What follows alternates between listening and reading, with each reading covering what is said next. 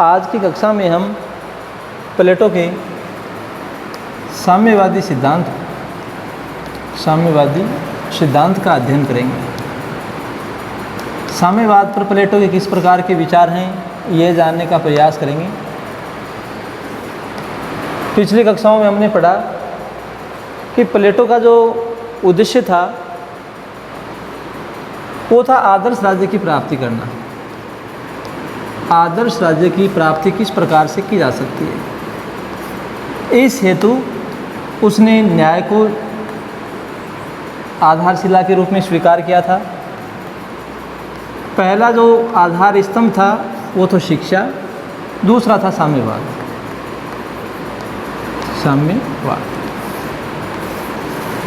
आज हम उसके साम्यवादी सिद्धांतों का विस्तार से अध्ययन करेंगे।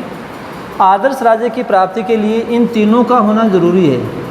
उचित मात्रा में न्याय का मिलना, उचित रूप से शिक्षा का होना और एक उचित साम्यवादी व्यवस्था। इन तीनों में से किसी भी एक के अभाव में और प्लेटो ने जिस आदर्श राज्य की कल्पना की है उसको प्राप्त नहीं किया जा सकता है, उस तक नहीं पहुंचा जा सकता है। प्लेटो के साम्यवादी सिद्धांत का अध्ययन करने के बाद में और सिनक्लेयर जैसे विद्वान हैं उन्होंने माना, सिनक्लेयर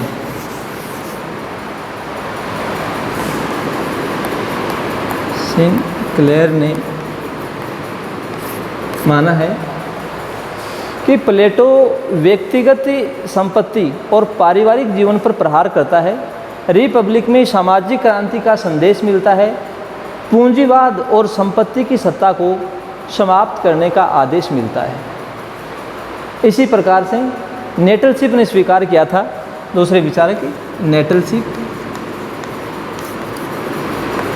नेटलशिप ने साम्यवादी सिद्धांत का अध्ययन करने के बाद में निष्कर्ष निकाला कि प्लेटो का साम्यवाद शिक्षा द्वारा उत्पन्न की हुई विचारधारा को प्रभावशाली बनाने वाला तथा उसे नवजीवन एवं नव शक्ति प्रदान करने वाला अनुपूरक यंत्र है।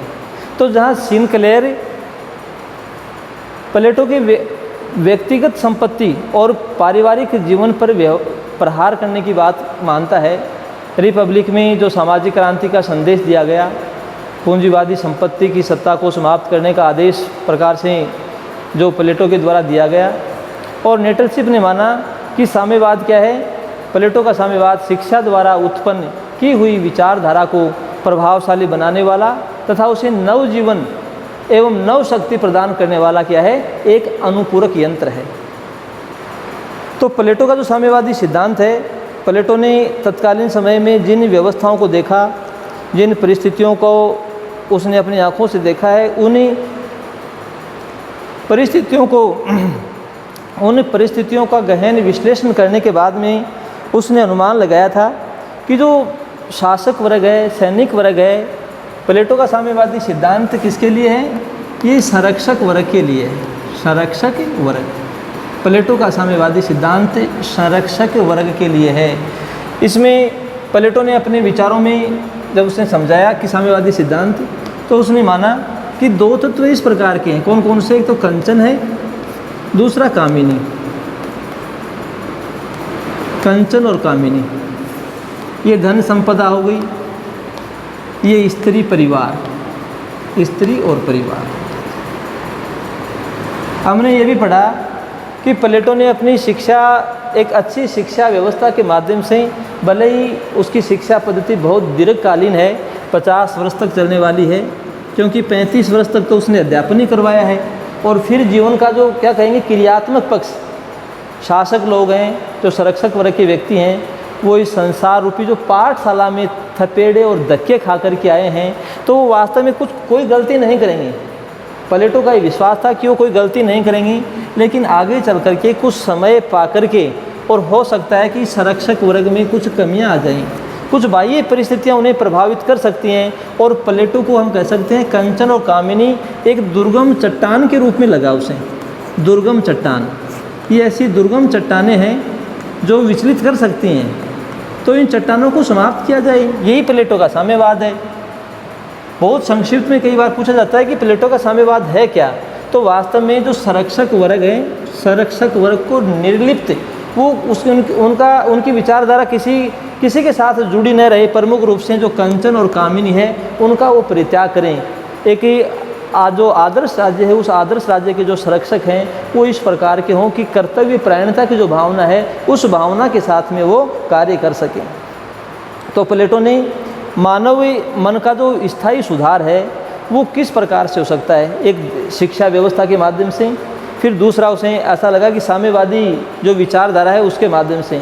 दोनों का यदि समेकित रूप से दोनों को यदि एक स्थान पर जोड़ दिया जाएगा तो निसंदेह है जो संरक्षक वर्ग है उसमें किसी प्रकार की कार्य करने के प्रति जो लापरवाही है वो नहीं की जाएगी। ऐसा कौन सी इस प्रकार की परिस्थितियां थी जिसके कारण से, और प्लेटो को ये महसूस हुआ कि ये सिद्धांत, इस प्रकार के जो विचार हैं उसका उसे प्रतिपादन करना चाहिए। तो देखो तत्कालीन समय में जो यूनान की जो बात करें हम, एथेंस और स्पार्टा की, ये राजनीतिक रूप से अस्थिर थे। राजनीतिक रूप से यहाँ पर क्या थी, अस्थिरता थी, अस्थिरता।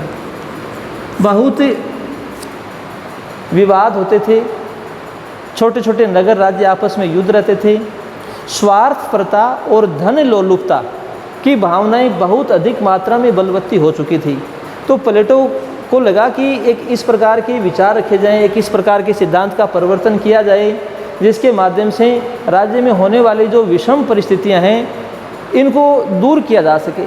इसलिए प्लेटो ने अपने साम्यवादी सिद्धांत का प्रतिपादन किया। प्लेटो की जो विचारधारा है उसके स्रोत उसे कहाँ से प्राप्त हुए, स्रोत, साम्यवादी जो सिद्धांत है उसके स्रोतों की बात करते हैं।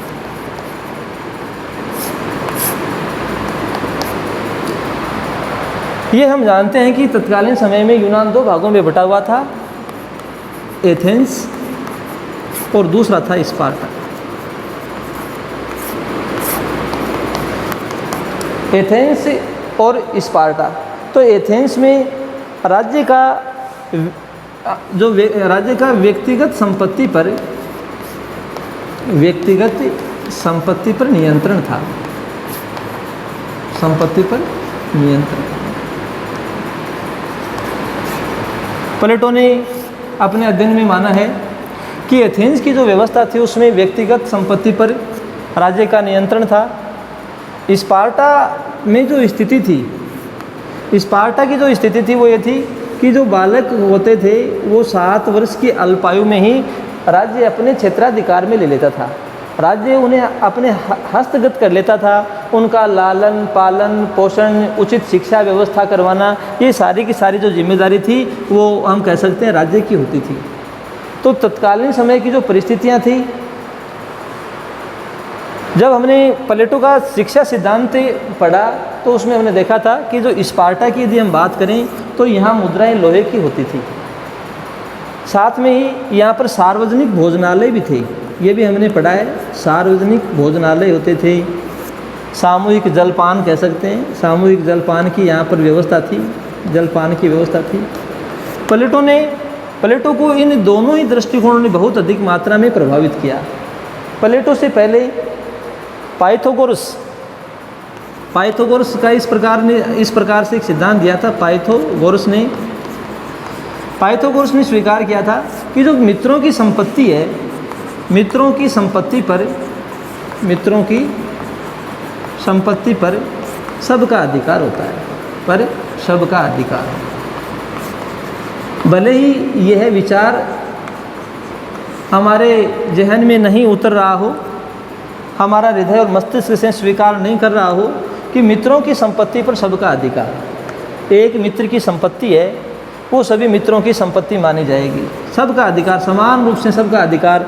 इस प्रकार इस सिद्धांत में निश्चित रूप से जो गंध आ रही है वो किसकी आ रही है, इस पाइथागोरस के जो ये विचार हैं उनमें साम्यवादी सिद्धांत की कहीं ना कहीं पर गंध आ रही है। इसी प्रकार से जो विद्वान हुए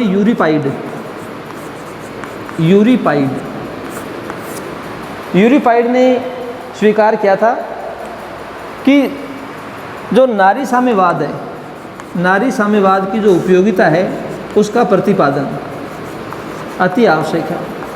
और प्लेटो से पहले उसने नारी साम्यवादी सिद्धांत का परिवर्तन कर दिया था। तो इसका मतलब ये हुआ कि जो साम्यवादी विचार है वो तात्कालीन नगर राज्यों की परिस्थितियों की उपज था।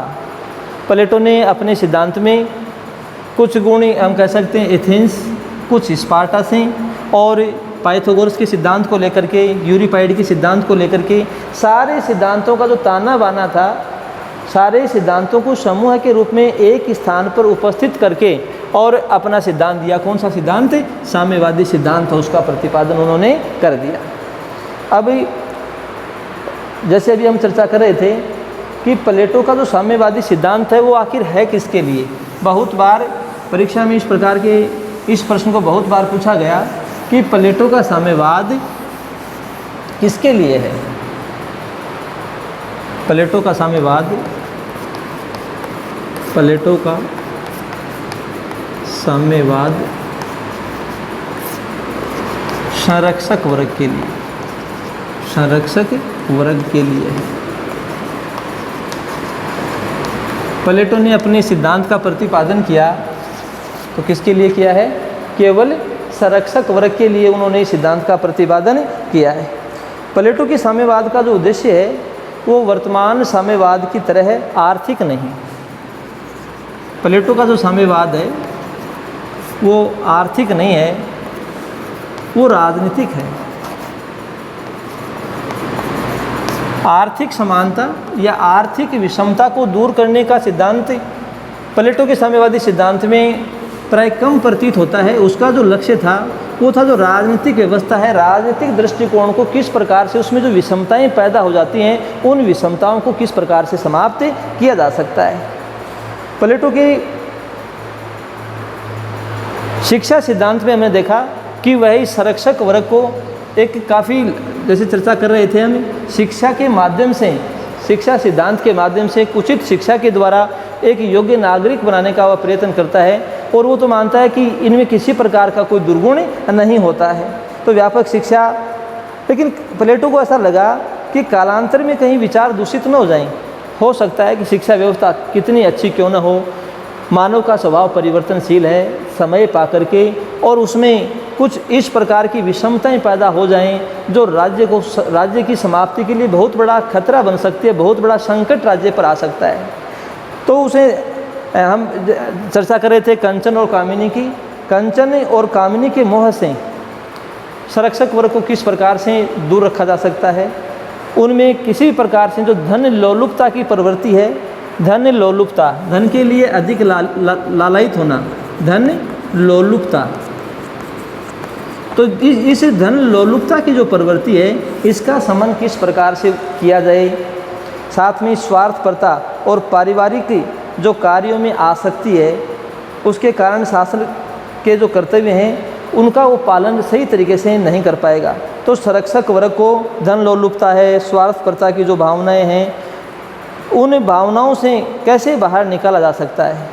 तो ये वास्तव में जैसे बताया भी कि ये दुर्गम चट्टानें थी और इन चट्टानों को किस प्रकार से मनुष्य के जीवन से, इन्हें संरक्षक वर्ग के जीवन से किस प्रकार से हटाया जा सकता है और हटाना नितांत आवश्यक भी है। तो इस प्रकार की जो भावनाएं हैं वो भावनाएं डालने का कार्य प्लेटो ने अपने सिद्धांत में किया है। प्लेटो ने साम्यवाद के दो प्रकार बताए हैं। प्लेटो का साम्यवाद है वो दो प्रकार का साम्यवाद है। प्लेटो के साम्यवाद के प्रकार।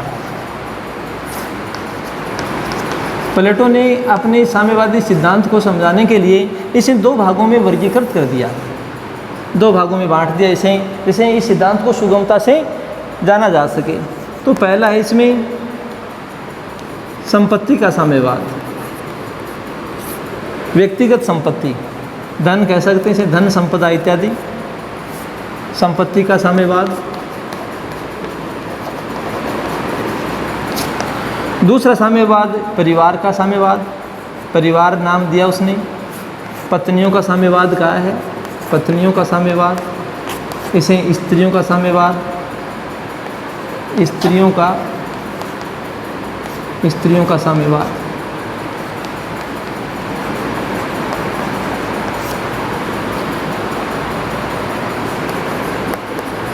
कंचन और ये कामिनी।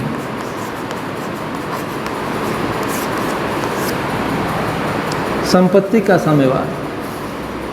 धन संग्रह की जो प्रवृत्ति है ये संरक्षक वर्ग के लिए बड़ी विनाशकारी होती है। व्यक्ति स्वयं की भावना न चाहते हुए भी अपनेपन की भावना से व्यक्ति ग्रसित हो जाता है। धन संचय की वृत्ति है वो लगातार बढ़ती रहती है। तो प्लेटो ने तो यहाँ तक स्वीकार किया है कि यह राज्य के अस्तित्व के लिए संकट पैदा कर सकती है। राज्य का अस्तित्व है वो संकट में आ सकता है। तो जब संपत्ति सबसे पहले हम जानते हैं संपत्ति के साम्यवाद के बारे में प्लेटो ने अपने जो विचार रखे। संपत्ति का साम्यवाद। संपत्ति के साम्यवाद में प्लेटो ने माना है कि जो निजी संपत्ति है वो व्यक्ति को स्वार्थी, लालची, झगड़ालू, प्रतिद्वंदी और हीन बना देती है। यह व्यक्ति में जिस तत्व को बढ़ाती है वो होता है मेरे तेरे की भावना। ये मेरा है, मेरे तेरे की भावना। यह मेरा है और ये तुम्हारा है। ऐसा विचार संपत्ति के कारण से ही व्यक्ति में पैदा होता है।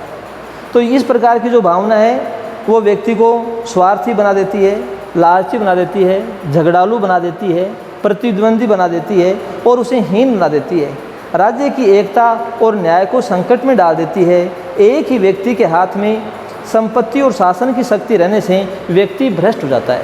आप ध्यान दीजिए, प्लेटो जिस बात की और इस साम्यवादी सिद्धांत के माध्यम से हमें समझाने का प्रयत्न कर रहा है वो क्या है कि किसी एक ही व्यक्ति के हाथ में संपत्ति, एक ही वर्ग के हाथ में संपत्ति और शासन की शक्ति रहने से व्यक्ति भ्रष्ट हो जाता है।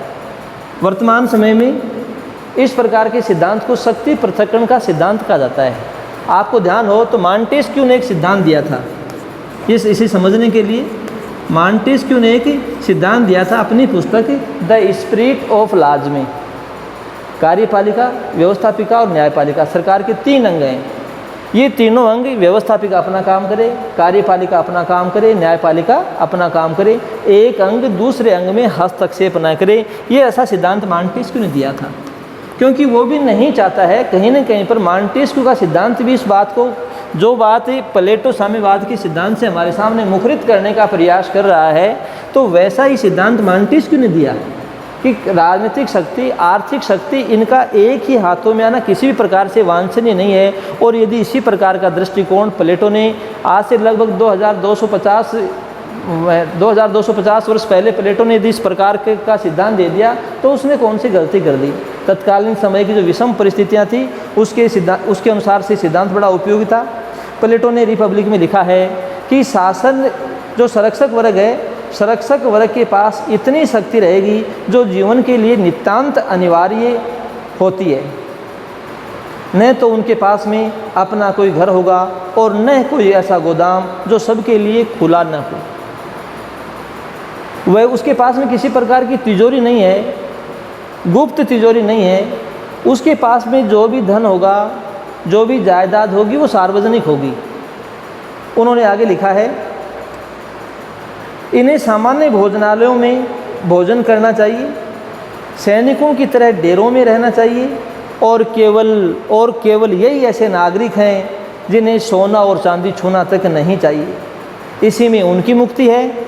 जो संरक्षक वर्ग है उसका कल्याण उसी में है कि सोने चांदी से दूर रहें और ऐसा करने से वे राज्य के रक्षक बन जाएंगे। राज्य की रक्षा तभी की जा सकती है, राज्य का उद्धार, राज्य का कल्याण तभी हो सकता है जब उनमें वितरागी प्रवृत्ति होगी।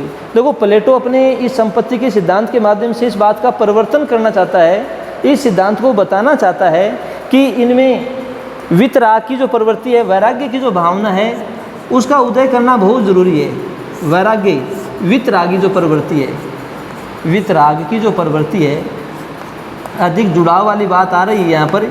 वैराग्य की जो प्रवृत्ति है, साधु सन्यासियों का जिस प्रकार से जीवन होता है वैसा जीवन इसमें होना चाहिए। संरक्षक वर्ग का जीवन ठीक उसी प्रकार से होना चाहिए। वैराग्यता की भावना, वितराग की जो प्रवृत्ति है, उस पर प्लेटो ने बहुत अधिक बल दिया है। तो संरक्षक वर्ग में जब इस प्रकार की भावनाएं होंगी, भारतीय दर्शन है, भारतीय परंपरा है, उसमें भी राजधर्म को इसी प्रकार से परिभाषित किया गया है कि राजा का धर्म, सबसे बड़ा धर्म है प्रजा का कल्याण करना। उसके राज्य में कोई एक व्यक्ति भी भूखा नहीं होना चाहिए, तभी उसका कल्याण है। तो पाश्चात्य चिंतन में इसी विचारधारा का परिवर्तन हम कह सकते हैं किसके द्वारा किया गया है? प्लेटो के साम्यवादी सिद्धांत के द्वारा किया गया है।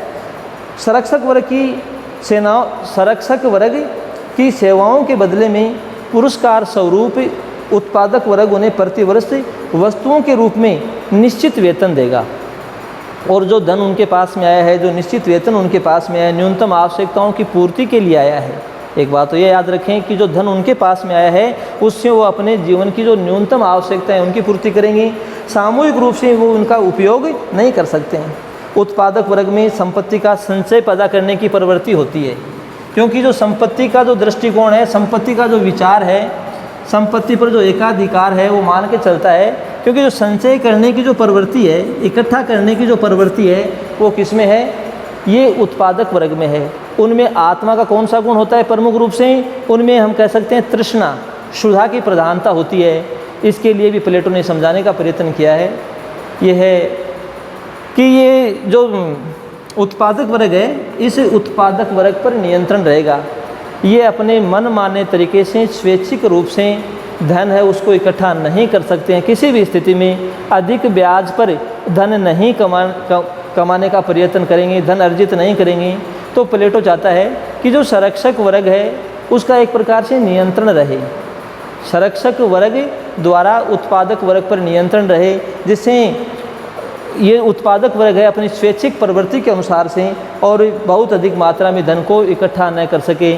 जैसा स्पार्टा में था एक सिद्धांत कि कोई अधिक धनवान न हो जाए, इतना अधिक धनवान भी न हो जाए और इतना गरीब भी न हो जाए। तो समान, लगभग समानता का जो भाव है वो होना चाहिए। तो राज्य में न कोई अधिक धनवान होना चाहिए, न कोई अधिक गरीब होना चाहिए, ऐसा उसका मानना रहा है। तो राज्य का नियंत्रण बहुत अधिक धनी, राज्य का नियंत्रण बना रहेगा। यहाँ पर सभी जो नागरिकों के लिए नहीं है, केवल ये संरक्षक वर्ग के लिए। जैसे अभी हमने पढ़ा इसके बारे में, प्लेटो का जो साम्यवाद है उसका उद्देश्य राजनीतिक है, आर्थिक नहीं है। आर्थिक विषमता को दूर करना नहीं है उसका उद्देश्य, अपितु जो राजनीतिक और शासन में जितने दोष आ जाएं उन दोषों को मुक्त करना रहा है। प्लेटो ने तो यहाँ तक माना है कि यह क्या है? भोग का नहीं, त्याग का मार्ग है। इस प्रकार का जो रास्ता उन्होंने दिखाया प्लेटो ने अपने साम्यवादी सिद्धांत के द्वारा, जो संपत्ति का साम्यवाद दिया, इसके लिए प्लेटो ने क्या लिखा है कि ये भोग का नहीं है, भोग का नहीं, भोग का नहीं, त्याग का मार्ग है, त्याग का मार्ग है। त्याग का मार्ग प्रशस्त करता है एक प्रकार से। शासक लोगों ने कौन रोकने वाला है? लेकिन नहीं, आत्मा का जो गुण है उनमें उस आत्मा के गुण का पालन करते हुए जो बुद्धि है, विवेक है, उस विवेक की प्रधानता होने के कारण वो इतना तो जानते ही हैं कि एक जो शासक है उस शासक में त्याग की वृत्ति होनी चाहिए और तभी प्रजा का कल्याण है। अपना कल्याण भी संरक्षक वर्ग का तभी कल्याण होगा और तभी किसका कल्याण होगा? राज्य का कल्याण होगा। अपने इस सिद्धांत को प्लेटो ने और अधिक ही स्पष्ट किया है। विभिन्न प्रकार के जो आधार हैं, पक्ष, विभिन्न प्रकार के इसी सिद्धांत के पक्ष में उन्होंने विभिन्न प्रकार के जो आधार हैं वो तैयार किए हैं, जिनमें प्रमुख रूप से उसका मनोवैज्ञानिक आधार है, दार्शनिक आधार है, नैतिक आधार है, व्यवहारिकता का आधार है और राजनीतिक आधार है। तो मनोवैज्ञानिक आधार पर प्लेटो ने पहला आधार हम मान के चलते हैं, अपने सिद्धांत को वह और अधिक पुष्ट करना चाहता है और मनोवैज्ञानिक आधार पर वह इस सिद्धांत को स्पष्ट करते हुए और कहता है कि इससे व्यक्ति में कर्तव्य पालन की भावना पैदा होती है। इसके साथ में आर्थिक वृत्तियों का त्याग यदि संरक्षक वर्ग नहीं करेगा तो तृष्णा का तत्व है वो बहुत अधिक मात्रा में प्रबल हो जाएगा। इसी प्रकार से जो दार्शनिक आधार है, दार्शनिक आधार पर भी प्लेटो ने और अपने इसे साम्यवादी दृष्टिकोण को, संपत्ति का जो सिद्धांत है, संपत्ति का साम्यवाद है, संपत्ति का साम्यवाद पढ़ रहे हैं हम, तो जो दार्शनिक पक्ष उसने रखा है कि कार्य विशिष्टता एवं विभाजन सभी सांसारिक तत्वों से बचना चाहिए। कार्य विशिष्टीकरण का सिद्धांत उसने दिया और उसने स्वीकार किया कि जो सभी सांसारिक तत्व हैं, उन सांसारिक तत्वों से जो संरक्षक वर्ग है उसे बचना चाहिए जो शासन कार्य में बाधा डालते हैं। आत्मा का जो गुण है उस निर्धारित गुण को पहचानते हुए कार्य विशिष्टीकरण के सिद्धांत में हमने देखा था, तो कार्य विशिष्टीकरण के सिद्धांत का पालन करें, ये दार्शनिक आधार हुआ उसका। इसी प्रकार से जो नैतिक आधार है उसमें व्यक्ति और समष्टि के संबंधों की चर्चा की गई। नैतिक आधार पर हम कह सकते हैं प्लेटो ने इस सिद्धांत को समझाया कि व्यक्ति और समष्टि के पारस्परिक संबंधों का समुचित स्वरूप निर्धारित किया जाए, विवेक और निस्वार्थता के साथ अपने कर्तव्यों का समुचित ढंग से पालन किया जाए। और इसी प्रकार से उसका जो व्यवहारिकता का दृष्टिकोण है, व्यावहारिकता के आधार पर भी कि उसका ये सिद्धांत बड़ा व्यावहारिक भी है। व्यावहारिकता के दृष्टिकोण में बताता है, जैसे अभी हम चर्चा कर रहे थे, राजनीतिक और आर्थिक शक्तियाँ हैं, एक हाथ में किसी भी स्थिति में केंद्रीकृत नहीं होनी चाहिए। ये वांछनीय भी नहीं है। इससे शासक वर्ग में निरंकुशता की प्रवृत्ति है वो पैदा हो जाती है। व्यक्ति में जो हम कह सकते हैं उसका विवेक कुंठित हो जाता है, सेवा, त्याग, कर्तव्य परायणता की जो भावना है वो सभी समाप्त हो जाती हैं। और अंतिम जो आधार उसने अपनाया वह उसका राजनीतिक आधार। राजनीतिक आधार पर भी वह अपने सिद्धांत को पुष्ट करता है, इस सिद्धांत को मजबूत करता है, क्योंकि राजनीतिक समस्याओं का जो समुचित समाधान है, जो निवारण है, जो निराकरण है, वो इसी में है। राज्य की जो एकता है वो इसी सिद्धांत के कारण से बनी रह सकती है। पद लोलुपता से उत्पन्न प्राय जो देखा जाता है, जो प्रतिस्पर्धा एक प्रकार से राज्य में प्रारंभ हो जाती है, उस प्रतिस्पर्धा का की जो समाप्ति है वो भी इसी के माध्यम से की जा सकती है। अब जो दूसरा प्रकार है संपत्ति का साम्यवाद के बाद में उसने जिस साम्यवाद की विवेचना की वो साम्यवाद है उसका परिवार का साम्यवाद कह सकते हैं हम। संक्षिप्त में कामिनी लिख देते हैं, कामिनी। परिवार का साम्यवाद ऑब्लिक स्त्रियों का लिख दें यहाँ पर, स्त्रियों का, पत्नियों का।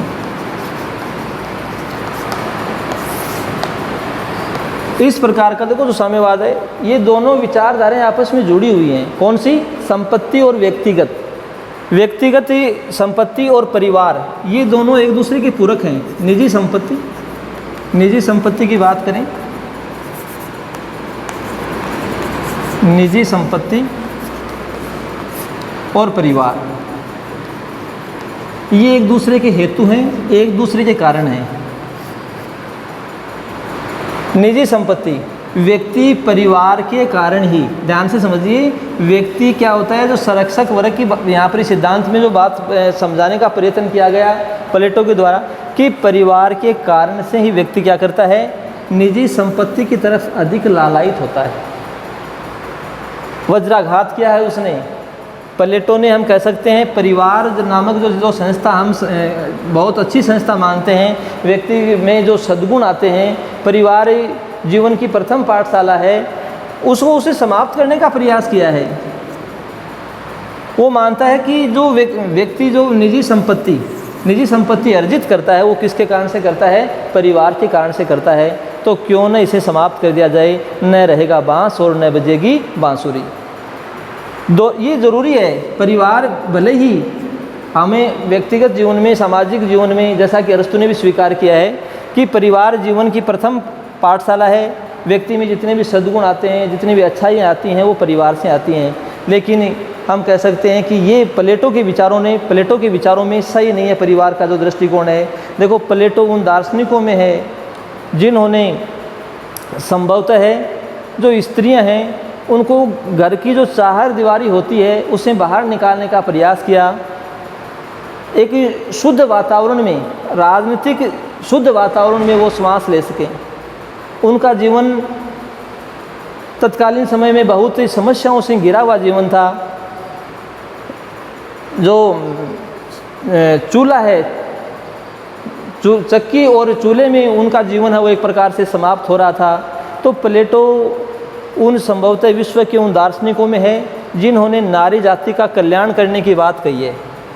परिवार और स्त्रियों का जो साम्यवाद है, इस सिद्धांत के माध्यम से निसंदेह प्लेटो नारी जाति का कल्याण करना चाहता था।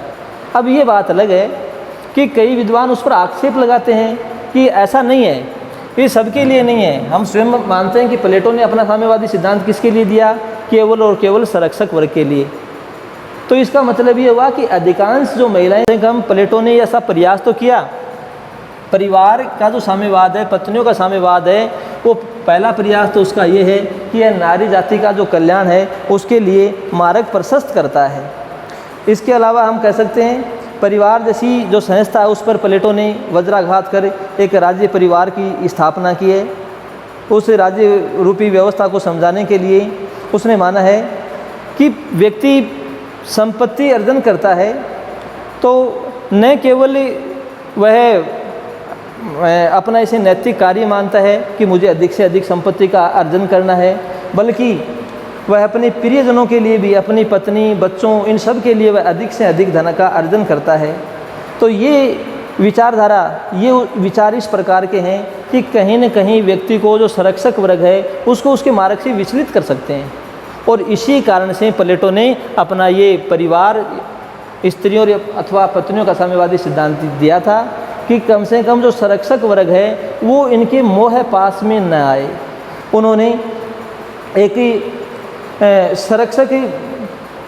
संरक्षक वर्ग को पारिवारिक मोह से मुक्त करने का प्रयास रहा है।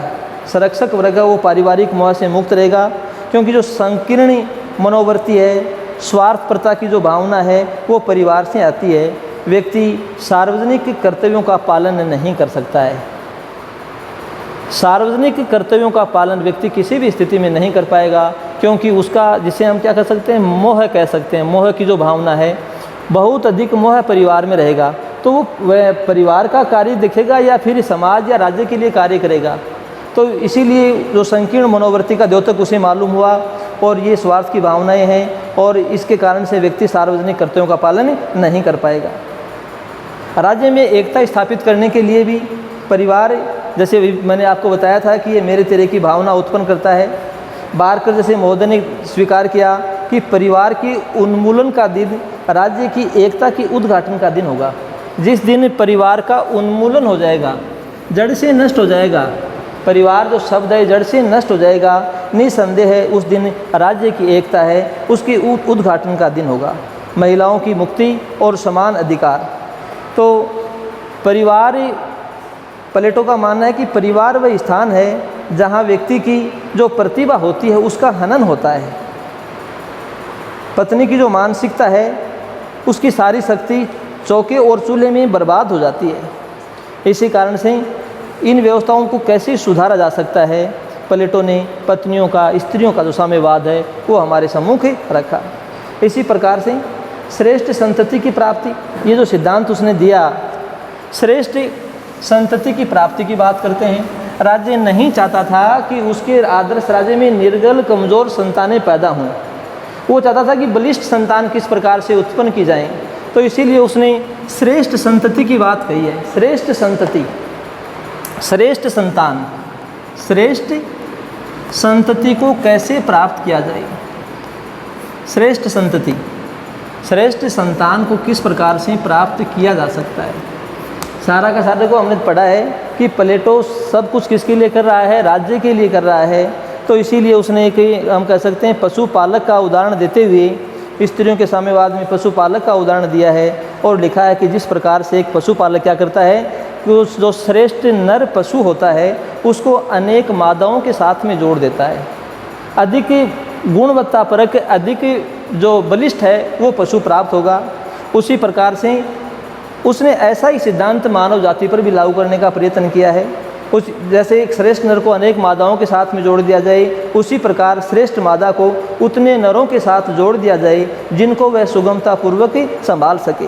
तो अपने इस सिद्धांत के माध्यम से प्लेटो ने समझाने का प्रयत्न किया है कि राज्य में जो व्यक्ति पैदा होंगे उनमें वीरता की भावना होगी। आगे इसी बात को उसने आगे बढ़ाया है और ये माना है कि जो विवाह संस्था है उसमें सुधार की आवश्यकता है। विवाह संस्था में सुधार। भारतीय दृष्टिकोण से कहें या वैश्विक दृष्टिकोण से कहें, विवाह को एक पवित्र बंधन माना जाता है, दो आत्माओं का मिलन माना जाता है। प्लेटो ने इसके लिए इनकार किया है कि ऐसा कुछ भी नहीं है, विवाह पवित्र बंधन नहीं है। ये व्यक्ति की जो भावनाएं होती हैं, प्रेम तत्व को पैदा होता है, इसमें जो विशेष प्रेम की बात होती है। व्यक्ति चाह करके भी हम कह सकते हैं राज्य का जो धर्म है, राज धर्म के लिए तैयार नहीं होगा। राज धर्म की जो बात आती है उसके लिए व्यक्ति तैयार नहीं होगा। विवाह संस्था में सुधार, जैसे अभी मैंने आपको बताया, श्रेष्ठ संतति और विवाह संस्था में सुधार, ये दोनों सिद्धांत एक साथ जुड़े हुए हैं। विवाह संस्था की समाप्ति को स्त्रियों के अधिकारों की प्राप्ति की दिशा में एक महत्वपूर्ण कदम माना जाता है। देखो, ऐसा वास्तव में प्लेटो ने ऐसा कहा कि परिवार, फिर संतान को पैदा करना, सारी जिम्मेदारी माता की, पिता का किसी प्रकार का कोई दायित्व नहीं। प्लेटो नहीं चाहता कि वो केवल इसी काम में लगी रहे, उसका भी अपना जीवन है।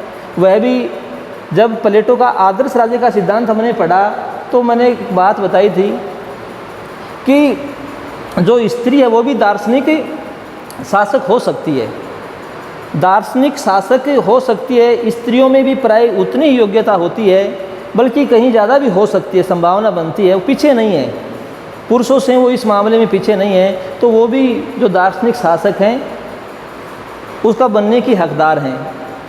तो विवाह संस्था में सुधार किया, जैसे मैंने अभी बताया, क्रॉसमैन मानता है, क्रॉसमैन ने लिखा है कि विवाह संस्था की समाप्ति को स्त्रियों के अधिकारों की प्राप्ति की दिशा में एक महत्वपूर्ण कदम है, वो माना जा सकता है। राज्य रूपी परिवार की प्लेटो ने एक बहुत सुंदर व्यवस्था अपने हिसाब से प्रस्तुत की है कि जो राज्य परिवार, अब जैसे देखो, अभी हम कह रहे थे कि प्लेटो ने परिवार नामक जो संस्था उसको वज्राघात किया, उसको क्या कर दिया, समाप्त कर दिया। ये ज़रूरी भी था तत्कालीन परिस्थितियों के हिसाब से, उसे जैसा लगा। ये देखो, हमें हमारे व्यक्तिगत हिसाब से देखें तो वो एक अलग बात है। प्लेटो उन विश्व के दार्शनिकों में सम्मिलित है जिन्होंने नारी जाति, हमारे मस्तिष्क में ऐसे विचारों को प्रवाहित करना है कि वह अपनी जो नारी जाति है, उस नारी जाति का किसी भी परिस्थिति में कल्याण करना चाहता था। इसीलिए उसने एक राज्य परिवार की जो रूपरेखा है वो भी हमारे सम्मुख प्रस्तुत की है। आइए जानते हैं उसके राज्य परिवार किस प्रकार का है। राज्य परिवार की रूपरेखा। राज्य परिवार, देखो, नाम लिखते ही ऐसा लग रहा है वसुधैव कुटुंबकम। राज्य परिवार की रूपरेखा, राज्य परिवार, पूरा राज्य क्या है, एक परिवार की तरह से कार्य करेगा। राज्य परिवार की रूपरेखा का सुंदर चित्रण है वो प्लेटो ने इस प्रकार से किया है कि संरक्षक वर्ग के स्त्री पुरुषों में श्रेष्ठता के आधार पर यौन संबंधों का विकास हो। बात श्रेष्ठता की आ रही है यहाँ पर, श्रेष्ठता के आधार पर यौन संबंधों का विकास हो, जिससे उनकी संतति का राज्य के हित में उपयोग हो सके। जो सबसे ऊपर जो लक्ष्य है वो राज्य का हित किस प्रकार से हो सकता है, इसीलिए प्लेटो ने इस प्रकार की योजना को रखा। आगे उन्होंने इस योजना को बढ़ाते हुए कहा है कि वैवाहिक संबंध सामूहिक आधार पर होंगे। जैसे अभी हमने समझा था कि इसमें श्रेष्ठ संतति की प्राप्ति के लिए, तो उसी सिद्धांत को उसने राज्य रूपी जो परिवार है उसमें कैसे बताने का प्रयास किया है कि वैवाहिक संबंध सामूहिक आधार पर हों तथा शासक वर्ग के श्रेष्ठ स्त्री पुरुषों को उचित समय में परस्पर मिलने दिया जाए, जिससे कि वे श्रेष्ठ संतान राज्य को दे सकें। प्रजनन की आयु का उन्होंने निश्चय किया और शुभ मुहूर्तों में उन्हें संभोग करने का अवसर दिया जाए। जो श्रेष्ठ संरक्षक वर्ग के व्यक्ति हैं उनके लिए, स्त्रियों के लिए संतानोत्पत्ति की जो आयु है वो प्लेटो ने माना है 20 से लेकर के 40 वर्ष तक। राज्य के लिए स्त्रियां 20 से लेकर के 40 वर्ष तक संतान पैदा करेंगी और पुरुषों के लिए ये इस आयु को माना उसने 25 वर्ष से लेकर के 55 वर्ष तक। 25 वर्ष से लेकर के 55 वर्ष तक इस काल में वो राज्य के लिए वो संतान है उसको पैदा करेंगे। देखो, प्रजनन की अवस्था को पार कर लेने के बाद में जैसी अवस्था निकल जाती है, पुरुषों को पुत्री एवं माता तथा स्त्रियों को पुत्र और पिता को छोड़कर अन्य के साथ सहवास करने की स्वतंत्रता होगी। माता पिता को अपनी संतान का तथा संतान को अपने माता पिता का आभास न रहे। नवजात शिशु का पालन पोषण राज्य के द्वारा किया जाएगा, जिससे माँ बाप में उन प्रवृत्तियों का अभाव होगा जो तुच्छ पारिवारिक प्रेम तथा स्नेह को जन्म देते हैं।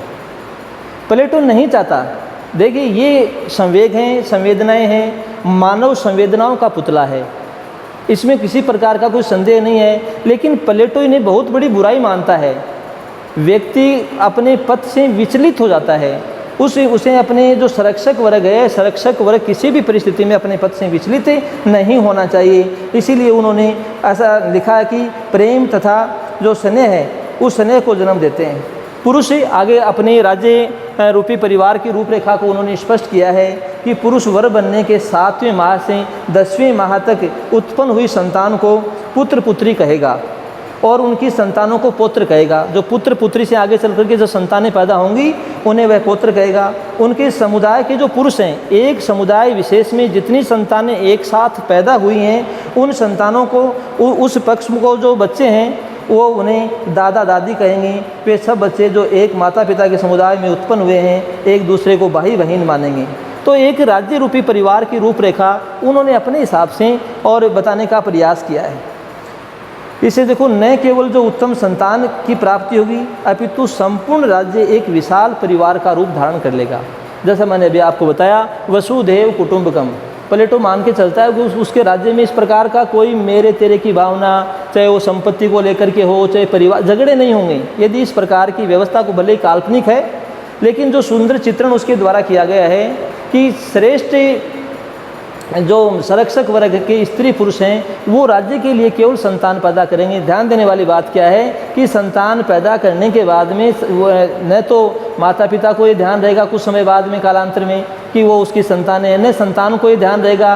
तो जो मोह की जो प्रवृत्ति है, प्रेम की जो प्रवृत्ति है, वो प्रवृत्ति प्राय उनमें नहीं रह पाएगी। तो न केवल उत्तम संतान अपितु संपूर्ण राज्य एक विशाल परिवार का रूप धारण कर लेगा। व्यक्ति और समष्टि का जो भेद है वो मिटाकर पारस्परिक प्रेम और सार्वजनिक कल्याण के माध्यम से एक नए समाज की रचना यहाँ पर हमारे सामने उपस्थित हो जाएगी। देखो, दोनों सिद्धांतों में हम कह सकते हैं प्लेटो ने जिन सिद्धांतों को हमारे सम्मुख रखने का प्रयत्न किया वो प्लेटो के अपने सिद्धांत के अनुसार बड़ा सार्थक सिद्धांत है। व्यक्ति का जो भ्रष्ट आचरण है वो प्राय इन्हीं दो कारणों से होता है। प्लेटो की सिद्धांत को समझने के लिए हम थोड़ा सा दोनों अब एक साथ पढ़ने का प्रयास करते हैं। जैसा हमने देखा, व्यक्तिगत संपत्ति और परिवार ये वास्तव में बड़ी बाधा है। प्लेटो के अनुसार ये बहुत बड़ी बाधा है और इस बाधा को पार कर लेना ही क्या है, उत्तम राज्य की प्राप्ति का एक स्वर्णिम दिन है। एक बहुत ही अच्छा प्रयास प्लेटो ने अपने सिद्धांत के माध्यम से किया, लेकिन वर्तमान समय में इसकी आलोचना की जाती है, कटु शब्दों में इसकी आलोचना की जाती है। आलोचना के उसके जो प्रमुख बिंदु हैं वो हम जानने का प्रयत्न करते हैं। पहला, मानव प्रकृति और स्वभाव के विपरीत है। देखो, मनुष्य ऐसा नहीं है। आप लोगों ने प्लेटो के जो साम्यवादी सिद्धांत को पढ़ा, समझने का प्रयत्न किया, उस सिद्धांत को पढ़ने के बाद में ये तो हम जान ही गए हैं कि मनुष्य की प्रवृत्ति उसकी इस प्रकार की नहीं हो सकती है, यह मानवीय स्वभाव के विपरीत है। आप चाहे किसी भी सिद्धांत के माध्यम से जान लें, चाहे उसका संपत्ति का सिद्धांत ले लें और चाहे उसका परिवार का जो साम्यवादी सिद्धांत ले लें, मनुष्य की प्रवृत्ति होती है देखो संपत्ति को इकट्ठा करने का, वह संपत्ति का भूखा होता है। कम से अधिक की ओर जाने की उसकी प्रवृत्ति होती है। कैसे उसमें वितराग की प्रवृत्ति, कैसे उसमें वैराग्य की भावना कैसे पैदा हो जाएगी ऐसे अचानक, काफ़ी लंबे। और फिर यदि इस प्रकार की भावनाएं हो जाएंगी तो व्यक्ति अकर्मण्यता की स्थिति की ओर चला जाएगा, वह फिर काम नहीं करेगा, उसमें आलस्य की प्रवृत्ति हो जाएगी। जब उसे पता है कि मुझे धन का अर्जन नहीं करना है तो आप बताएं कि फिर व्यक्ति क्यों प्रयास करेगा, क्यों वह धन अर्जित करने की लालसा उसके अंदर आएगी।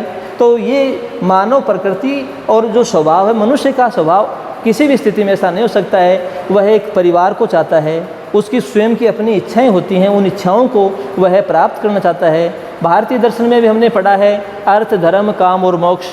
यदि ब्रह्मचर्य है, गृहस्थ है, वानप्रस्थ है, संन्यास आश्रम है, इन आश्रमों का यदि पालन नहीं किया जाए, गृहस्थ आश्रम में यदि व्यक्ति अपने नियमों का पालन नहीं करता है तो उसे निर्वाण की प्राप्ति नहीं होती है। तो वर्तमान समय में इसकी आलोचना की जाती है। तो पहली आलोचना हमने जो जानी, मानव प्रकृति और स्वभाव के विपरीत आलोचना इस सिद्धांत की। आलोचना में जो पहली आलोचना की जाती है ये है मानव प्रकृति के विरुद्ध है। मानव की प्रकृति इस प्रकार की नहीं है, मानव की प्रकृति भी इस प्रकार की नहीं है, मानव का स्वभाव भी ऐसा नहीं है, प्रतिकूल है ये दोनों ही।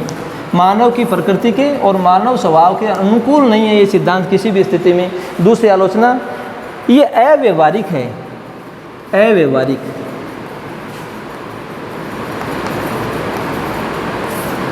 अव्यवहारिक है। इसे व्यवहार में कैसे लागू किया जा सकता है इस प्रकार के सिद्धांत को, चाहे वो संपत्ति का मान ले या परिवार का मान ले, तो ये अव्यवहारिक है, नकारात्मक कह दें इसे आप, अनावश्यक कह दें। तीसरी आलोचना ये अर्ध साम्यवाद है। ध्यान दीजिए इस आलोचना पर, अर्ध साम्यवाद, अर्ध साम्यवाद। कई बार प्रश्न पूछा जाता है कि प्लेटो के साम्यवाद को अर्ध साम्यवाद किसने कहा है।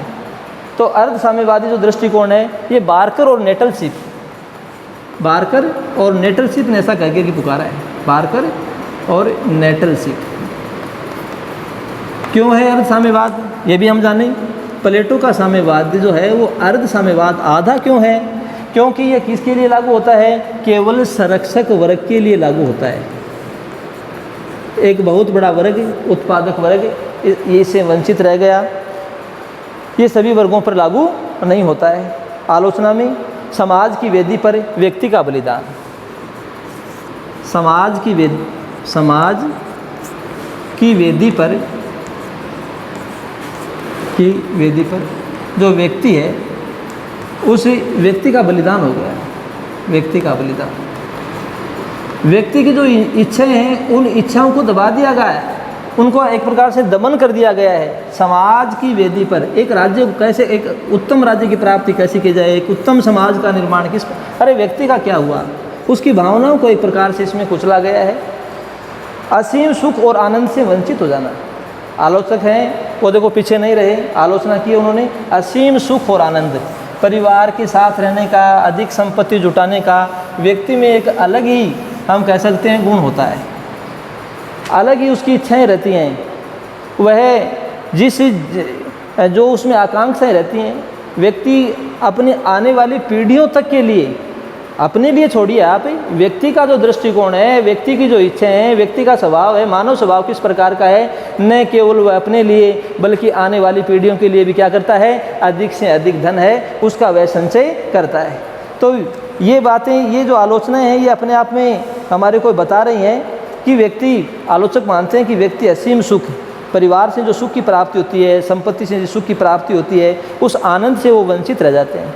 बताओ एक कुंठित व्यक्ति जो संरक्षक है वो कुंठित हो गया। प्लेटो को छोड़िए आप एक बार, आलोचक वो मानते हैं कि व्यक्ति जो कुंठा से ग्रसित है वह किस प्रकार से, जब उसका मानसिक संतुलन सही नहीं है तो वो किस प्रकार से राज्य का प्रशासन है उसको संभाल पाएगा। परोपकार की भावना समाप्त हो जाती है। अगली आलोचना परोपकार की, जो परोपकार की संभावना समाप्त हो जाती है, समाप्त। परोपकार, व्यक्ति के पास में वह अपना स्वयं का कल्याण करना चाहता है, धर्म करके परोपकार, वो हम धर्म से जोड़ देते हैं इसे, वो इसे धर्म समझता है। तो परोपकार, दूसरों के लिए उपकार करके व्यक्ति अपना इहलौकिक और पारलौकिक दोनों ही स्थानों को, दोनों ही विचारों को वह शुद्ध करना चाहता है। इस संसार में वह परोपकार करेगा, कल्याण करेगा, उसे यश की प्राप्ति होगी। ये वो परोपकार करता है। यहाँ पर दूसरे व्यक्तियों के लिए वह धन संपदा की व्यवस्था करता है, गरीब व्यक्तियों को या किसी भी प्रकार से वह परोपकार की भावना से युक्त होकर के और अधिक धन खर्च करता है तो वो उसे एक आत्मिक सुख की प्राप्ति होती है। अब ऐसी व्यवस्था प्लेटो ने यहाँ पर की नहीं है तो परोपकार व्यक्ति नहीं कर पाएगा, परोपकार की सभी संभावनाएं यहाँ पर समाप्त हो जाती हैं। आलोचकों ने माना है कि जो शिक्षा सिद्धांत है वो अपूर्ण है। ध्यान दीजिए, शिक्षा सिद्धांत क्या है, अपूर्ण है। क्यों? जब प्लेटो ने ये जब अपना शिक्षा सिद्धांत दिया था तब कहा था कि इस शिक्षा सिद्धांत, ऐसी शिक्षा ग्रहण किए हुए दार्शनिक उत्तम तरीके से शासन व्यवस्था को संभाल पाएंगे। क्यों भाई, क्या हुआ सा? जब उसका शिक्षा सिद्धांत सही था तो फिर क्या ऐसी क्या समस्या आन पड़ी प्लेटो के सामने कि उसे साम्यवादी सिद्धांत था उसको सर्जित करना पड़ा। तो ये भी एक प्रश्नवाचक चिन्ह लग रहा है यहाँ पर, उसे अपनी शिक्षा प्रणाली पर विश्वास नहीं था। इसी कारण से और उसने साम्यवादी सिद्धांत उसका प्रतिपादन किया। स्त्री पुरुषों के संबंध अस्थायी नहीं होते। क्या बना दिया? व्यक्ति को पशु बना दिया प्लेटो ने अपने सिद्धांत में। और जिस प्रकार से हमने संतानोत्पत्ति की क्रिया प्रक्रिया का जो वर्णन थोड़े समय पहले किया, पशुपालक का उदाहरण देते हुए जिस सिद्धांत को हमने, प्लेटो ने जिस बात को कहा था, तो उस सिद्धांत के अनुसार भी हम कह सकते हैं कि मनुष्यों के जो संबंध हैं, ये कोई सृष्टि का कोई प्रारंभ नहीं हो रहा है यहाँ पर कि मनुष्य आदिकालीन समाज में कैसे वह जंगली जीवन जीता था, फिर धीरे धीरे उसमें जो बुद्धि है वो उसमें उदय होती है। स्त्री पुरुषों जो थे वो कुछ समय के लिए आपस में मिलते, आकस्मिक मिलन होता था। अब ऐसा नहीं है। स्त्री पुरुषों के जो संबंध हैं वो अस्थायी नहीं होते किसी भी स्थिति में। परिवार, जिसे विचारक जो आलोचक हैं वो मानते हैं कि स्त्री और पुरुषों के संबंध हैं वो काफ़ी लंबे समय तक स्थायी संबंध बने रहते हैं। हमारे तो यहाँ पर धर्म में अनेक स्थानों पर देखने को मिलता है कि स्त्री पुरुषों के जो संबंध हैं वो जन्म जन्मांतर तक चलते रहते हैं। तो स्त्री पुरुषों के संबंध है वो अस्थायी नहीं होते। परिवार जीवन की प्रथम पाठशाला है। अरस्तु ने स्वयं उसका शिष्य था। अरस्तु ने स्वीकार किया है कि जो परिवार है, ये भी एक आलोचना का विषय है कि जो परिवार है वो नागरिक जीवन कहें या जीवन कहें, मनुष्य का जो जीवन है, परिवार जीवन की प्रथम पाठशाला है। पाठशाला है, यहाँ से ये हमारा विद्यालय है। परिवार जितने भी गुण ग्रहण किए वो कहाँ से किए? परिवार से। व्यक्ति समाज में बाद में आता है। देखो, अरस्तु ने समझाया कि व्यक्ति से परिवार, परिवार से समाज और समाज से राज्य, समाज से राज्य। अब ऐसे कैसे हो गया? किसे समाप्त कर दें? संभव ही नहीं है। तो आलोचकों ने आलोचना की है, परिवार जो उनकी प्रथम पाठशाला के रूप में माना गया है। अगली आलोचना, यौन संबंध सार्वजनिक विषय नहीं होते। यौन संबंध, मनुष्य बहुत अधिक बुद्धि वाला प्राणी है। यौन संबंध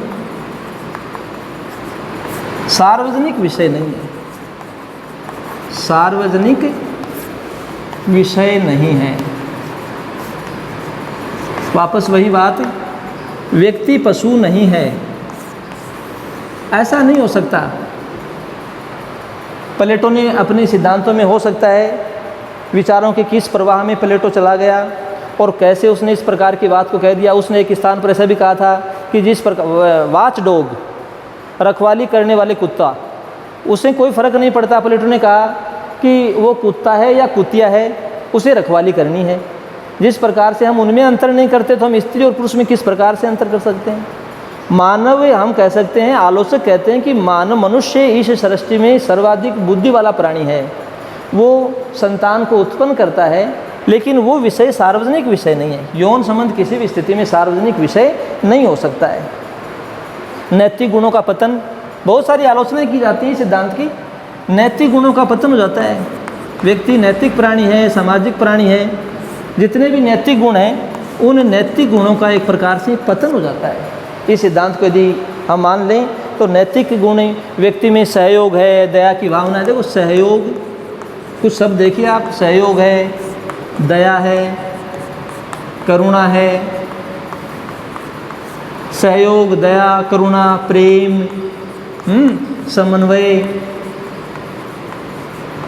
ये सारे के सारे जो विचार हैं कहाँ से प्राप्त होते हैं? परिवार से प्राप्त होते हैं। नैतिक गुण, व्यक्ति नैतिक गुणों से हीन हो जाता है। प्लेटो का साम्यवादी सिद्धांत एक ऐसे समाज की तरफ ले जाता है जहाँ पर व्यक्ति कैसा बन जाता है? अनैतिकता को धारण कर लेता है। अगली आलोचना, विद्वानों ने जो आलोचना की है वो आलोचना हम जा रहे हैं। अगली आलोचनाओं में जो आलोचना रखी गई है, ये सिद्धांत कैसा है? एक हास्यास्पद सिद्धांत है। हास्यास्पद,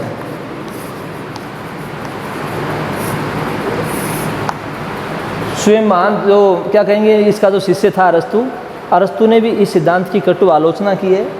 हास्यास्पद सिद्धांत है। एक ही महान दार्शनिक प्लेटो, उसने कैसे इस सिद्धांत का सर्जन कर दिया। ये किसी भी स्थिति से किसी भी प्रकार से यह एक संतुलित सिद्धांत नहीं कहा जा सकता।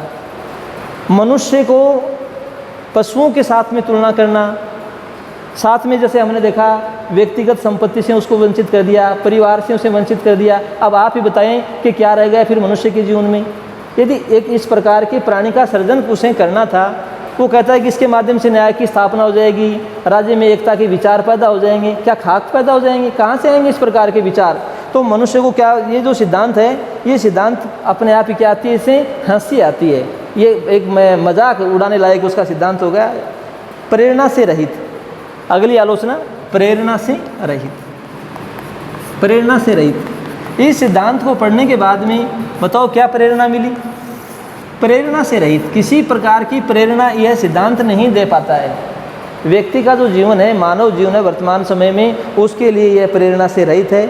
और खास बात, विशेष बात जो हम समझना चाहते हैं कि इस सिद्धांत को व्यवहारिक रूप से लागू नहीं किया जा सकता है। व्यवहारिक रूप से इस सिद्धांत को लागू नहीं किया जा सकता है किसी भी परिस्थिति में। देखो, जो आधुनिक साम्यवाद है, आधुनिक साम्यवाद जिसमें आर्थिक समानता की बात को स्वीकार किया जाता है, उसे स्थापित किया जा सकता है। 1917 में सोवियत संघ में क्रांति हुई थी, साम्यवादी क्रांति हुई थी।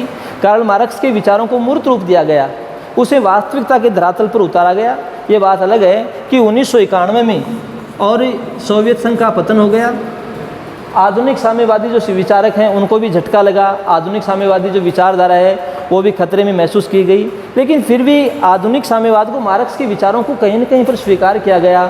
प्लेटो के इस सिद्धांत को कहीं पर भी स्वीकार नहीं किया जा सकता है किसी भी परिस्थिति में। ये सुधार करने लायक नहीं है। परिवार राज्य की आधारशिला है, परिवार को राज्य की आधारशिला के रूप में स्वीकार किया गया। जिस प्रकार से प्लेटो ने अपने आदर्श राज्य की जो आधारशिला है वो किसे माना था? न्याय को माना था, न्याय को उसने स्वीकार किया था। तो वैसे आलोचक मानते हैं कि परिवार राज्य की आधारशिला है। एक बात बताएं कि यदि आधारशिला को नष्ट कर दिया, परिवार को ही नष्ट कर दिया, तो फिर राज्य कहाँ से अस्तित्व में आएगा? काहे का आदर्श और काहे का बिना आदर्श राज्य? संभव नहीं है। परिवार राज्य की है आधारशिला, तो जब उस आधारशिला पर वज्राघात करना, उसे समाप्त करना अनुचित है। प्रकृति से नारी परिवार जीवन का केंद्र बिंदु है। अब आप नारी को ले लीजिए, स्त्री की जो बात यहाँ पर आलोचकों ने स्वीकार की है कि प्रकृति से नारी क्या है? परिवार के जीवन के लिए है।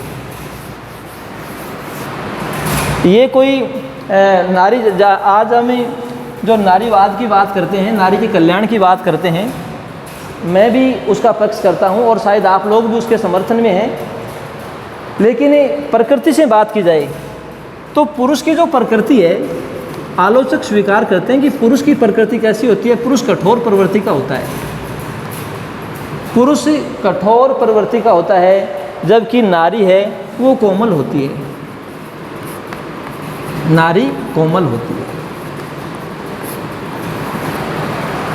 आलोचकों ने इस विषय को तो स्वीकार किया ही किया, साथ में ये भी माना कि जो गृह व्यवस्था होती है, घर की व्यवस्था होती है, घर को किस प्रकार से साफ़ सुथरा रखना है, कैसे घर की व्यवस्थाओं को बनाए रखना है, वो जिम्मेदारी पूर्वक ही जो कार्य महिला कर सकती है, पराये पुरुष वर्ग इस प्रकार का नहीं कर सकता है। प्लेटो ने तो बहुत आसानी से कह दिया संतानें पैदा हो जाएंगी, संतान को राज्य के संरक्षण में दे दिया जाएगा। थोड़ा विचार कीजिए कि एक जो माता अपनी संतान का पालन पोषण जिस प्रकार से करती है, मैं आपसे पूछ रहा हूँ कि जो संतान, एक माता अपनी संतान का पालन पोषण करती है, जिस जिम्मेदारी के साथ में करती है, जिन भावनाओं के साथ में करती है, क्या वो दूसरी माता कर पाएगी? बहुत मुश्किल नहीं, कर ही नहीं पाए किसी भी परिस्थिति में, ऐसा वो नहीं कर सकती है। तो प्लेटो ने तो जिस विचारधारा को हमारे सामने रखा, नारी का जो चित्रण किया वो ठीक है कि तत्कालीन समय में जो परिस्थितियाँ थी, जो घुटनमय वातावरण था, उसे बाहर निकालने का कार्य किया, ठीक है। ये विचार तो ऐसा लगता है जैसे प्लेटो प्राचीन व्यक्ति न होकर के वर्तमान कई व्यक्ति ऐसा प्रतीत हो रहा है। लेकिन आगे फिर उसने अपने सिद्धांत का जो ताना बाना बुना, जो खाका उसने दिया, उसमें क्या रखा उसने, जिसका हमने अध्ययन किया, तो ये आलोचना का पात्र रहा। तो प्रकृति क्या है? प्रकृति से नारी परिवार के जीवन का एक प्रकार से केंद्र बिंदु है। इसी प्रकार से यदि हम ये मान भी लें, चलो एक बार के लिए मान लें, चलो इन सब को जो हमने आलोचनाएं की, तो ये तो थोड़ा सा विचार करने वाली बात है कि यदि यह व्यवस्था अच्छी है, तो फिर ये सब पर लागू होनी चाहिए थी, संरक्षक वर्ग के लिए क्यों? प्लेटो का यदि साम्यवादी सिद्धांत बिल्कुल सही है, उचित सिद्धांत ही लगता है, बहुत अच्छी व्यवस्था मानता है प्लेटो इसे, तो फिर ये सबके लिए उसने लागू क्यों नहीं की? तो इन सभी आलोचनाओं के साथ में प्लेटो के इस सिद्धांत की बड़ी कठोर शब्दों में भर्त्सना की जाती है। अब आलोचनाओं के बाद हम इस सिद्धांत का महत्व देखते हैं। प्लेटो के सिद्धांत का क्या महत्व है? आलोचनाओं के बाद में इस सिद्धांत का महत्व क्या है?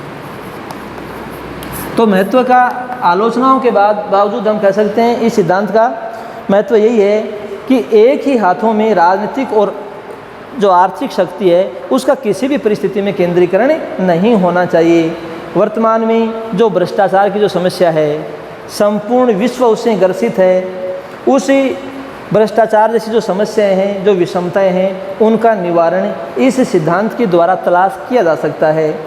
परिवार व निजी संपत्ति जो मनुष्य के जीवन में विषमताएं पैदा करती हैं, उन विषमताओं को समाप्त करके ही और हम कह सकते हैं एक अच्छी सुखमय जो व्यवस्था है उसको प्राप्त कर सकते हैं। अब इस साम्यवादी जो चैप्टर है, प्लेटो का जो साम्यवादी जो सिद्धांत है, उसकी अंतिम थ्योरी, अंतिम सिद्धांत, उसका जो बिंदुवार हम अध्ययन कर रहे थे। अब प्लेटो के साम्यवादी सिद्धांत का हम तुलनात्मक अध्ययन करते हैं। तुलनात्मक अध्ययन प्लेटो के साम्यवादी सिद्धांत में, साम्यवादी सिद्धांत का एक तुलनात्मक विवेचना। हमने देखा कि प्लेटो का जो साम्यवादी सिद्धांत है उसका उद्देश्य राजनीतिक विषमताओं को दूर करना रहा, जबकि जो आधुनिक साम्यवाद है उसका जो सबसे अधिक प्रमुख रूप से जो उद्देश्य रहा वो था आर्थिक समानता स्थापित करने का। प्लेटो ने साम्यवाद की एक प्रकार से वैसे ही विधिवत विवेचना की है जिस प्रकार से कार्ल मार्क्स ने की है। पश्चिमी जगत के जितने विद्वान हुए हैं उनमें प्रमुख रूप से प्लेटो को प्रथम साम्यवादी विचारक के रूप में देखा जाता है। हमें पहले समानताओं पर चर्चा करते हैं। समानताएं क्या क्या हैं इनमें? समानताएं प्लेटो का साम्यवाद, जो प्लेटो का साम्यवाद और आधुनिक साम्यवाद, और आधुनिक साम्यवाद में समानताएं। व्यक्ति के स्वतंत्र महत्व को स्वीकार नहीं करते। दोनों ही साम्यवादी विचारधाराएं हैं, चाहे प्लेटो का साम्यवाद है और चाहे मार्क्स का है। ये व्यक्ति के स्वतंत्र महत्व को स्वीकार नहीं करते हैं। व्यक्ति समाज में रहकर अपने उद्देश्यों की पूर्ति सरलता से कर सकता है, समाज का ये हस्तक्षेप मानते हैं। कला, साहित्य, विज्ञान पर समाज का पूर्ण नियंत्रण मानते हैं। व्यक्ति के अधिकारों के स्थान पर कर्तव्य पर बल दिया है और सर्वसत्तावादी शासकों की कल्पना की है। समानता में ये समानता देखिए आप, सर्वसत्तावादी शासकों की कल्पना, सर्वसत्तावादी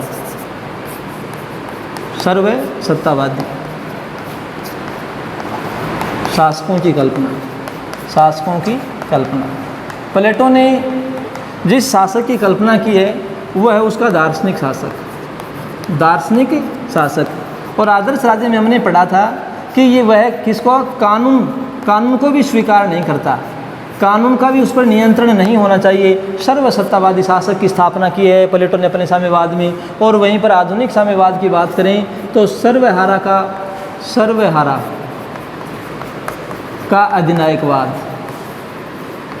अधिनायकवाद, ये दोनों ही विचार इस प्रकार के हैं कि ये शासक के मार्ग में जो भी वर्ग है उसमें किसी प्रकार का हस्तक्षेप नहीं चाहते, ये इसे अधिनायकवादी बना देता है। तो ये इस पर कानून का किसी प्रकार से जो हस्तक्षेप है वो स्वीकार नहीं करता है। दोनों ही हम कह सकते हैं जो व्यक्तिगत संपत्ति है उसका उन्मूलन चाहते हैं। देखो कारण अलग अलग हो सकता है। निजी संपत्ति का उन्मूलन, प्लेटो ने निजी संपत्ति का उन्मूलन है वो इसीलिए किया कि एक बहुत बड़ी बाधा है, ये बहुत बड़ी बीमारी है, इस बीमारी का इलाज होना जरूरी है, इसे समाप्त करना जरूरी है। ये जो निजी संपत्ति है, आधुनिक साम्यवाद है, वो निजी संपत्ति को इसीलिए स्वीकार नहीं करना चाहता है क्योंकि इससे दो वर्ग बन जाते हैं। फिर एक गरीब वर्ग हो जाता है और एक बहुत अधिक धनवान वर्ग हो जाता है। ये समान जो संपत्ति है उस पर समानता की बात करते हैं। तो इसीलिए नेटलशिप जैसे विद्वान ने लिखा है कि कठिनाइयों से समानता है। इसका मतलब ये हुआ, नेटलशिप कहता है कठिनाइयों से समानता है, कठिनाइयों से मेल है, इनमें है नहीं समानता को तलाश किया गया है, बाकी इनमें क्या है, इनमें प्रमुख रूप से असमानताएं हैं। ऐसे ही चैप्टर के अंत में हम जो असमानताएं हैं उन असमानताओं का जो विषमताएं दोनों सिद्धांतों में वो जानने का प्रयास करते हैं। असमानताएं प्लेटो के साम्यवाद और आधुनिक साम्यवाद की यदि तुलना की जाए, तुलनात्मक विवेचन किया जाए, तो हम देखते हैं कि प्लेटो का साम्यवाद राजनीतिक था और आधुनिक साम्यवाद जो वह कैसा है, आर्थिक है। दूसरी बात, राज्य संबंधी विचारों में हमें असमानता पाते हैं। प्लेटो का जो राज्य है वो स्थायी राज्य है। राज्य बलूत के वृक्षों या चट्टानों से निर्मित नहीं होते, अपितु उनके चरित्र के निर्माण से, उनकी आत्माओं के योग से राज्य का निर्माण होता है। एक स्थायी अभिकरण के रूप में प्लेटो ने स्वीकार किया, जबकि जो आधुनिक साम्यवाद है उसमें राज्य को स्वीकार नहीं किया गया है। राज्य मार्क्स ने क्या लिखा था, राज्य शोषण का यंत्र है, एक वर्ग दूसरे वर्ग का शोषण करता है। तीसरा, प्लेटो का साम्यवाद कैसा है, अर्ध साम्यवाद है। जैसे अभी हमने चर्चा की थी बार्कर और नेटलशिप के द्वारा, अर्ध साम्यवाद।